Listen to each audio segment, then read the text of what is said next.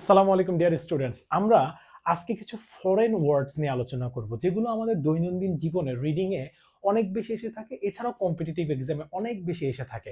চলো আমরা এই জিনিসগুলো একটু জেনে নিই। মূলত প্রথমে আমরা যে ওয়ার্ডটা ব্যবহার করছি সেটা হচ্ছে বোনাফাইড। এইটা একটা ল্যাটিন শব্দ এবং এর অর্থ হচ্ছে জেনুইন বা অথেন্টিক, খাঁটি। ঠিক আছে? ডিফ্যাক্টো এর মানে হচ্ছে ল্যাটিন, এর অর্থ হচ্ছে ইনফ্যাক্ট অথবা অ্যাকচুয়ালি। ঠিক আছে, প্রকৃতপক্ষে। ডিনোভো শব্দ, এটাও একটা ল্যাটিন শব্দ, এর অর্থ হচ্ছে নিউ, নতুন।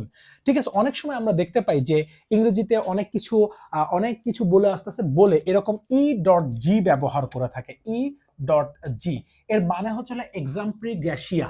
এর শব্দের, এটা একটি ল্যাটিন শব্দ, এর মানে হচ্ছে বাই ওয়ে অফ এক্সাম্পল, উদাহরণস্বরূপ এই ক্ষেত্রে ব্যবহার করতে পারি। এর আরেকটা দেখি, আই ডট ই, অর্থাৎ এর মানে হচ্ছে আইডিইএসটি।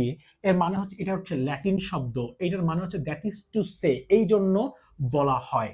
এরপরে দেখো এর ওয়ার্ডটা আছে, এই পরের ওয়ার্ডটা আছে মন আমি, এ এম আই, মন আমি। এটা হচ্ছে হলো ফ্রেঞ্চ ওয়ার্ড, এর মানে হচ্ছে মাই ফ্রেন্ড।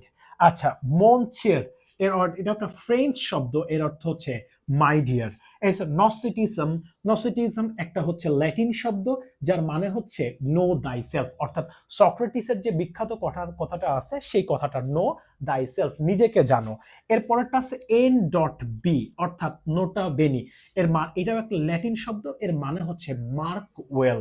অর্থাৎ এই ধরনের শব্দগুলো আমরা যেমন বাংলায় সংস্কৃত তদ্ভব বা অর্ধতদ্ভব, দেশি বিদেশি বিভিন্ন শব্দ থেকে বাংলা ভাষার শব্দ আসছে, তেমন ইংরেজিতেও এই ল্যাটিন, ফ্রেঞ্চ অথবা ইটালিয়ান শব্দ থেকে এই অনেক শব্দ এই ইংরেজি ভাষায় মানে চলে আসছে।